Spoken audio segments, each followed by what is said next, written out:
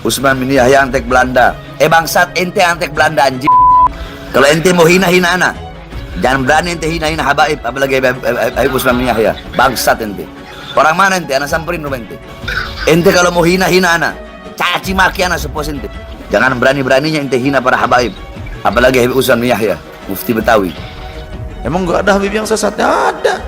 Itu Habib yang jadi antek Belanda banyak. Iya, yang jadi sahabatnya Belanda, jadi kenil, kemudian jadi informan Belanda. Habib ada. Di antaranya adalah Geger Cilegon, adalah upaya ulama-ulama Banten dan para petani melepaskan diri dari kungkungan Belanda, dianggap gurur oleh Habib Usman. Kalau dalam buku-buku penelitian Belanda disebut beliau adalah seorang intelektual muslim, dan Den Bak memuji beliau sebagai sahabat baik orang Belanda. Ente orang ini yang nyaci maki Habib Usman, yang nyaci maki Habib Taufik. Ente orang cuma berani di sini. Ente orang cuma berani di sini. Ente orang nyali curut semua ente pada tuh. Cuma berani di sini ente. Di dunia nyata nggak berani ente. Coba ya di dunia nyata yuk. Kalau nggak anak bolong-bolongin ente orang semua. Ini banyak sekarang doktrin yang supaya umat masyarakat Indonesia ini menjauhi para ulama, para kiai yang jelas mereka sanad ilmunya, kemampuannya, kealimannya. Bahkan di antara para kiai, para ulama itu juga mereka keturunan Rasul, zuriyah Rasul juga. Dari jalur laki-laki ataupun yang perempuan juga ada semuanya di Indonesia. Cuma mereka nggak melabelkan diri Habib, menutup-nutup. Kebanyakan mereka masih menutupi nasab-nasab mereka dengan ketawaduan. Mereka cuma menonjolkan keilmuan, kealiman. Saya punya kakek hampir dijelek-jelekin, Habib Utsman bin Yahya, dia bilang antek Belanda. Zaman dulu itu Belanda luar biasa loh. Habib Utsman punya langkah. Beliau memang dalam kitabnya Manhajul Istiqomah ada membahas untuk tidak ada pemberontakan.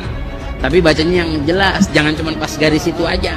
Bib, apa emang begitu semua? Nggak semua sih. Klan Ba'alawi itu begitu apa?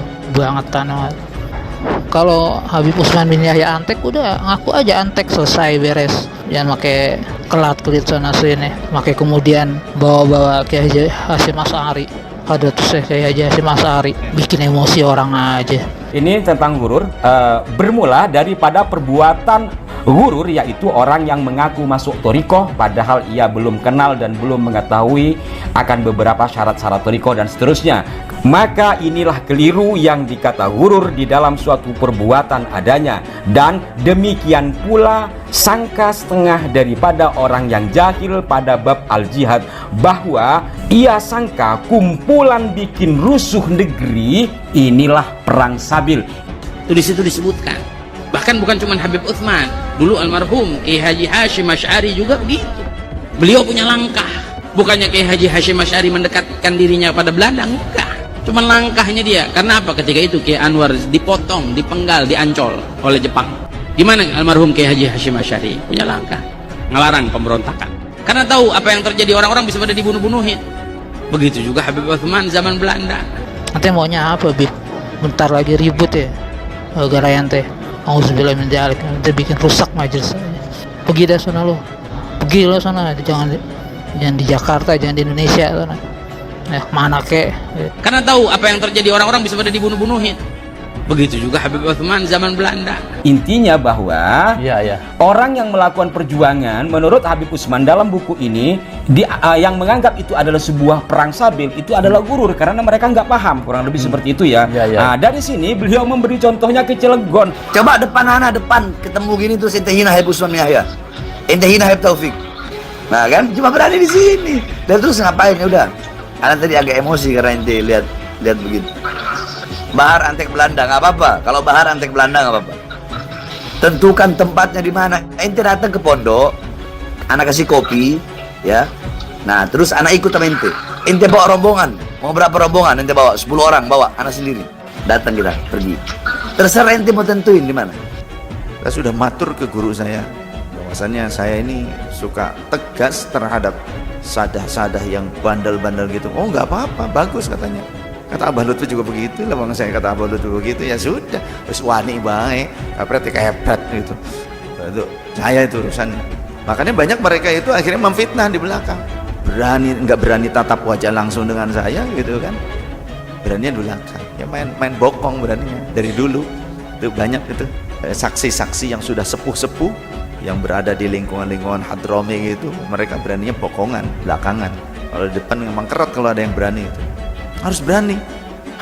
Alah, cuma berani di situ aja, curut. Nih lihat, dari tadi ente orang hina ana. Ada nggak ana marah? Nggak kan? Tapi kalau ente hina habaib, hina ulama, oh, awas. TIJ bilang Habib Usman antek Belanda, bangsat. Mau TIJ kayak mau setan kayak mau iblis kayak, anak makan. Anak kan nggak tahu mau siapa, mau bangsat siapa. Ngomong Habib Usman Yahya antek Belanda siapa? Datang sini. Atau nggak tentuin tempatnya di mana? Ente hina anak silahkan. Jangan hina-hina habaib Habib Usman Yahya, jangan.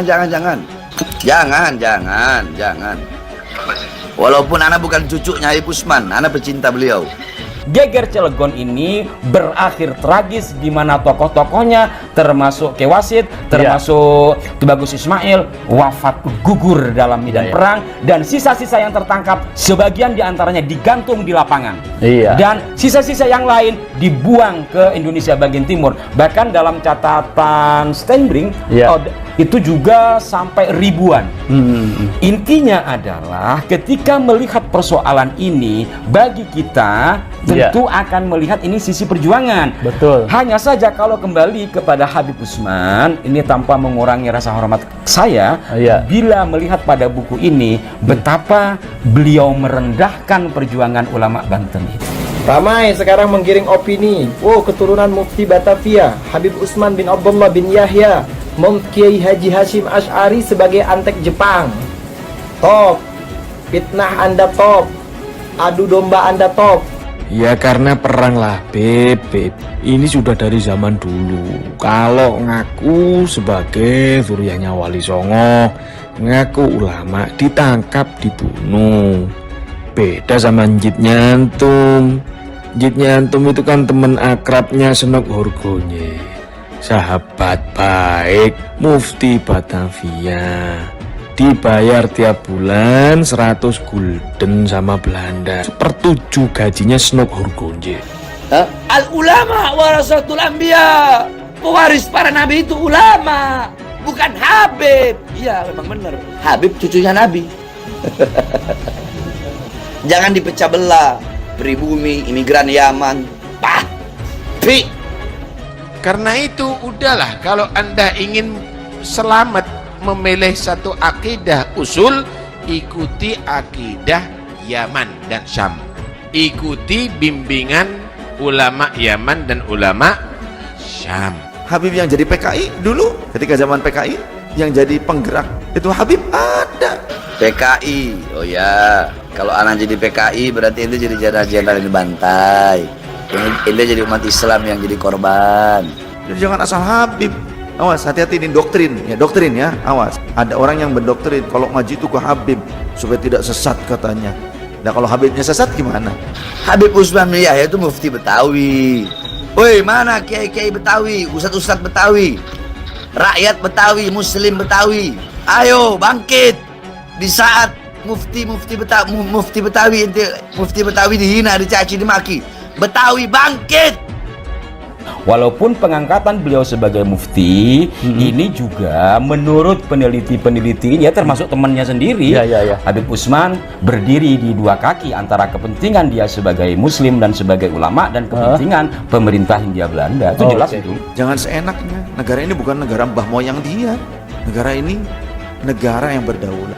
Jangan sampai ada perbudakan model baru, memakai dalil perbudakan spiritual gitu istilahnya gitu kan, pakai nasab modalnya pakai apa, Cinta sama Nabi tapi benci sama Ahlul Bait, bohong. Nyaci Ahlul Bait, bohong, nggak benar. Loh tapi kan Ahlul Bait habaib kan juga ada yang berbuat salah, salahnya dibenci, bukan turunan Nabi yang dibenci, Mas. Ada habaib misalnya yang tidak bagus akhlaknya, itu tetap cinta sama Ahlul Bait, tapi dibersihkan yang tidak baik, moralnya bagaimana, dididik, dinasehati. Bukan berarti karena ada oknum 1-2 yang berbuat begitu kemudian dicaci habis. Ya, aku cinta Nabi 1000 kali, tetap kamu itu tidak dicintai oleh Nabi. Karena itu buktikan cinta kamu kepada Nabi dengan mencintai ahlil bait. Rupanya sekarang sudah lagi musim ini membenci ahlil bait nih. Kita orang Indonesia, panjenengan semua punya hak untuk hidup nyaman, merdeka.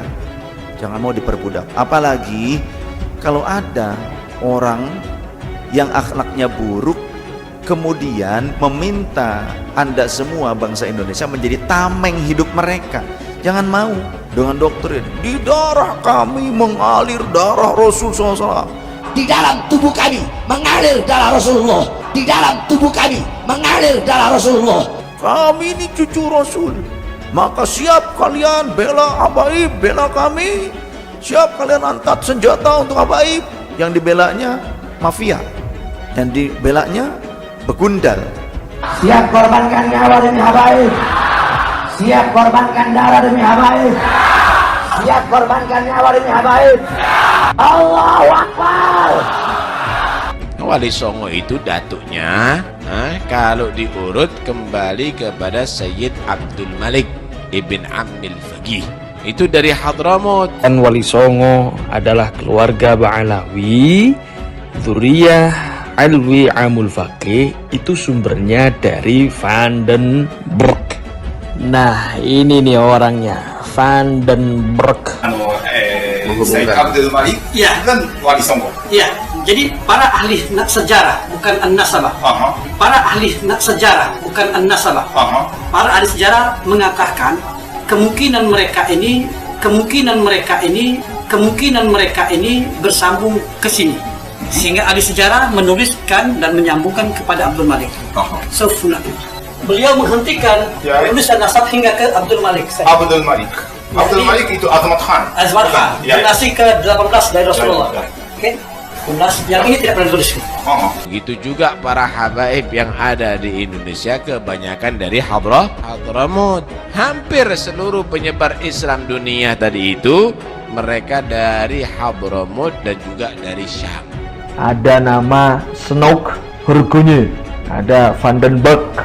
Nah, ini semua pemalsu sejarah semua ini, termasuk nasabnya Wali Songo dipalsukan sama mereka. Ya, memang tugasnya ya merusak Islam. Itu sejarah. Iya sejarah, tapi jangan bilang antek, sayang. Paham nggak? Itu paham nggak sih yang maksud? Antek tuh beda. Kalau antek, ente ngomong antek Belanda, berarti Habib Usman bin Yahya kerjasama bersama Belanda untuk bareng-bareng menjajah Indonesia. Itu namanya antek. Ana juga baca sejarahnya, tapi jangan bilang antek.